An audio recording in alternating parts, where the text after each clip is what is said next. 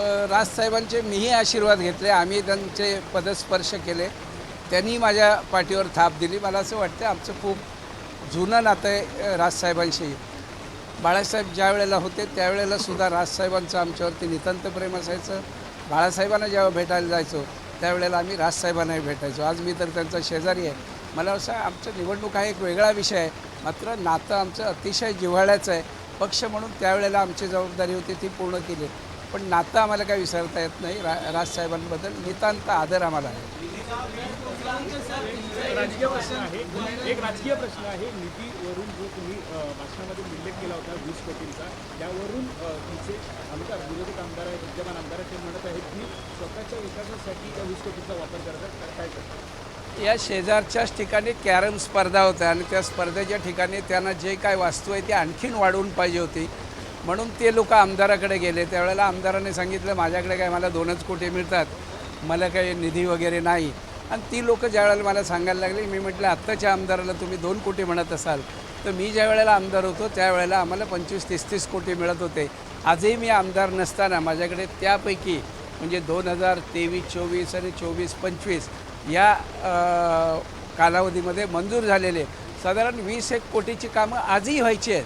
याचा अर्थ असा आहे की एकनाथ शिंदे आणि फडणवीस सारखा जर नेता असेल तर आमदारांना नागरी कामांसाठी निधीची कमतरता पडत नाही, हे मला त्या माध्यमातून सांगायचं होतं.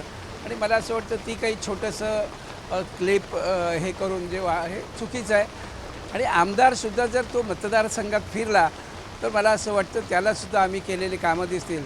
तो बिल्डरांच्या ऑफिस आणि त्यांच्या साईटवर जास्त मुलाला माथाडीची कामं देणं हे काम तो करतो आहे. त्याच्यामुळे मी केलेलं कामं काही त्याला दिसणार नाहीत. कारण ते विद्यमान आमदार हे टीपीसी म्हणजे एकनाथ शिंदे यांच्यासह विधानसभा अध्यक्ष राहुल नार्वेकर यांना सुद्धा पत्र लिहिणार आहे असं काय? नाही लिहू देत ना, की माझी आजही कामं शिल्लक आहेत. मी आज तेच म्हणतो आहे की 20-1 कोटीची कामं अजूनही मला करायची आहेत.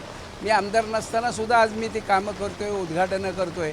अर्थात हा जो सगळा निधी आहे हा साधारण 2022, 2023, 2023 ते 2024 या कालावधीमध्ये जो मिळालेला निधी होता, ह्या निधीतली असंख्य कामं बाकी आहेत.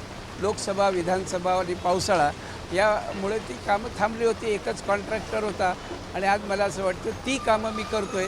त्या बाबतीत असलेल्या आमदारांचे आक्षेप आहेत, ते जाऊन कंप्लेंट करत आहेत.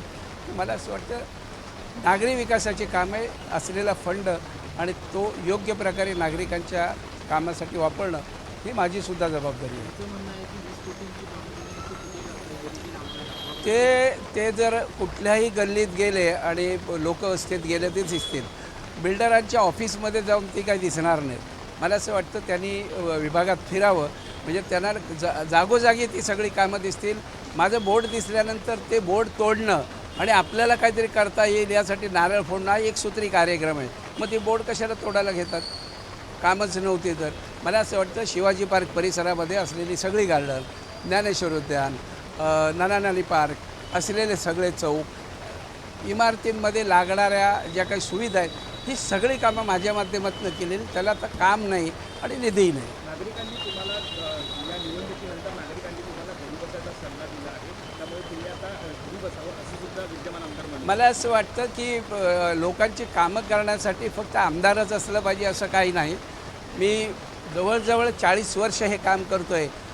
कधी यश मिळालं, कधी अपयश आलं, पण मी कामात कधी थांबलेलं नाही. मला असं वाटतं सगळ्यांनीच या प्रकारे कामं करायला पाहिजे. पद मिळालं किंवा आमदार झाला तरच केलं पाहिजे असं नाही. मला असं वाटतं की मी 40 वर्ष अविरत काम करतो आहे सर्वसामान्यांचे, ते यापुढेही करत राहील.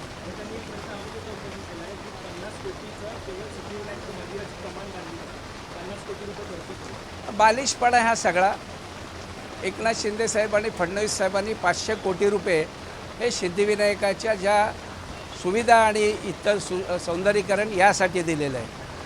आणि तिथे जी एक कमान बांधली आहे, ह्या कमानीला DPDCमधनं मिळालेले 1 कोटी फंड, या फंडातनं ती उभी राहते. अभ्यास नसलेली अशिक्षित माणसं हे अशा प्रकारच्या गोष्टी करतात. 500 कोटीचा हा फंड वेगळा आहे.